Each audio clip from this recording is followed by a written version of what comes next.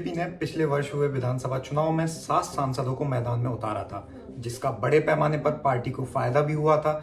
ऐसे में एक बार फिर इस फॉर्मूले को अपनाते हुए राज्यसभा सांसदों को चुनाव में उतारकर उनकी लोकप्रियता का फायदा लेना चाहेगी, जिसके संकेत ज्योतिरादित्य सिंधिया के बयानों में मिल रहे हैं। मैंने सदैव कहा है कि मैं भारतीय जनता पार्टी का कार्यकर्ता हूं।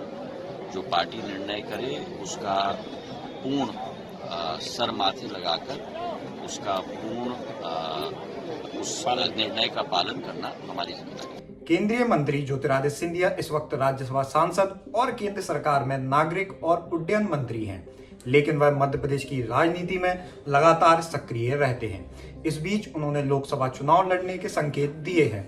एक सवाल के जवाब में उन्होंने कहा कि अगर पार्टी कहेगी तो निश्चित तौर पर पार्टी का कार्यकर्ता होने के नाते मैं गुना शिवपुरी संसदीय क्षेत्र से चुनाव लड़ूंगा।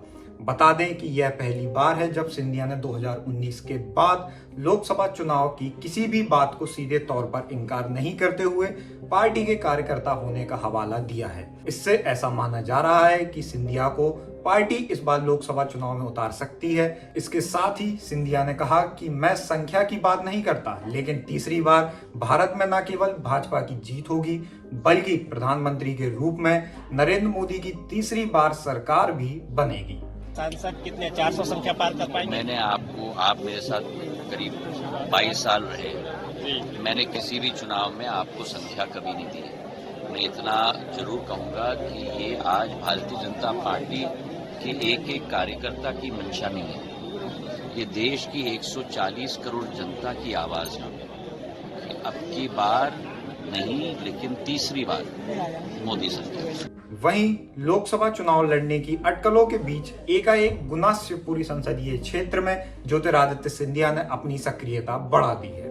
गुना शिवपुरी संसदीय क्षेत्र से पूर्व में ज्योतिरादित्य सिंधिया 4 बार सांसद रहे हैं, लेकिन वर्ष 2019 में कांग्रेस प्रत्याशी रहते हुए उन्हें भाजपा के प्रत्याशी केपी यादव से 1.25 लाख वोटों से हार मिली थी। इस हार के बाद ज्योतिरादित्य सिंधिया कांग्रेस छोड़ भाजपा में आ गए थे। 3, 4 और 5 फरवरी को ज्योतिरादित्य सिंधिया अपने पुराने संसदीय क्षेत्र में विभिन्न कार्यक्रमों में भाग लेंगे। ज्योतिरादित्य सिंधिया की यह सक्रियता बताती है कि वह पुराने संसदीय क्षेत्र में एक बार फिर से सक्रिय हो गए हैं और आने वाले कुछ महीनों में जब लोकसभा चुनाव होंगे तो उनके यहाँ से चुनाव लड़ने की अटकलें जोरों से चल रही हैं। वर्ष 2020 में मध्य प्रदेश में हुए राजनीतिक उठापटक के बाद ज्योतिरादित्य सिंधिया ने कांग्रेस को छोड़ दिया था और भाजपा का दामन थाम लिया था। बाद में भाजपा ने उन्हें राज्यसभा से अपना मेंबर बनाया और केंद्र में मोदी सरकार में उन्हें मंत्री भी बनाया गया। वर्ष 2019 के लोकसभा चुनाव के दौरान गुना शिवपुरी संसदीय क्षेत्र से उम्मीद से विपरीत ज्योतिरादित्य सिंधिया को अपने इस पुराने संसदीय क्षेत्र से हार का सामना करना पड़ा था।